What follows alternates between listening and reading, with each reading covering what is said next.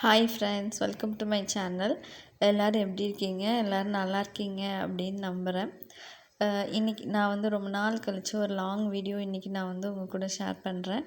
என்ன வீடியோ அப்படின்னா நண்டு கிரேவி. நானும் ரொம்ப நாள் கழித்து நண்டு எடுத்தேன். சரி, ஓகே, வீடியோ எடுத்துடலாம் அப்படின்னு சொல்லிட்டு எடுத்தேன். நம்ம வந்து எவ்வளோ நண்டு எந்த அளவுக்கு நம்ம கிரேவி செய்ய போகிறோமோ அந்த நண்டை எடுத்து நல்லா க்ளீன் பண்ணி வச்சுக்கலாம்.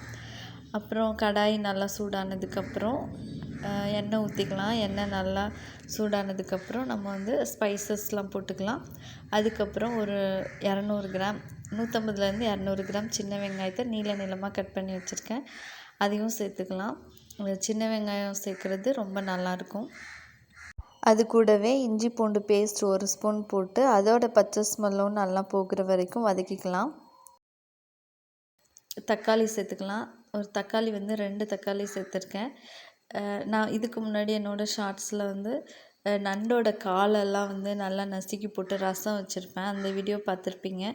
இதில் வந்து நண்டோட பெரிய பெரிய பீஸ், அதாவது உடம்பு, அப்புறம் வந்து பெரிய அந்த கால், அதெல்லாம் சேர்த்து நான் வந்து குழம்பு வச்சுருக்கேன். ஃபஸ்ட்டு நான் வந்து நண்டு சேர்த்து வெங்காயம் தக்காளி எல்லாம் நல்லா வதங்கினதுக்கப்புறம் நண்டு சேர்த்ததுக்கப்புறம் கொஞ்சமாக உப்பு சேர்த்து மிக்ஸ் பண்ணி விட்டாச்சு.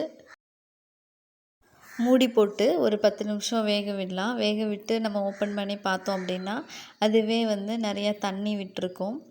இப்போ இந்த ஸ்டேஜில் நம்ம வந்து தூள் என்னென்ன தூள்லாம் போடணுமோ போட்டுக்கலாம். மஞ்சத்தூள், மிளகாத்தூள், மல்லித்தூள்.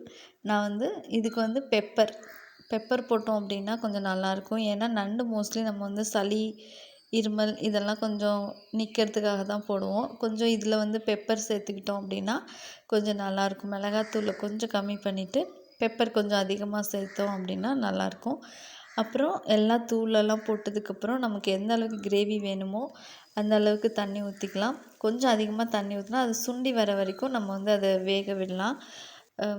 கிரேவினா கொஞ்சம் கெட்டியாக இருந்துச்சு அப்படின்னா கொஞ்சம் நல்லாயிருக்கும். இப்போ தண்ணி ஊற்றி நல்லா குக் ஆனதுக்கப்புறம் பார்த்தா தண்ணிலாம் குறைஞ்சிருந்துச்சு.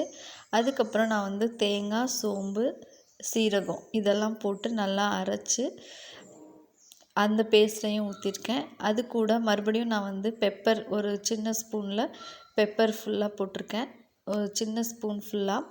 அதுக்கப்புறம் நம்ம வந்து உப்பு எல்லாம் டேஸ்டெல்லாம் இருக்கா அப்படின்னு செக் பண்ணிவிட்டு மறுபடியும் நம்ம வந்து மூடி போட்டு குக் பண்ணி எடுத்தோம் அப்படின்னா நண்டு கிரேவி வந்து ரெடி ஆயிடுச்சு. தேங்க்யூ ஃபார் வாட்சிங்.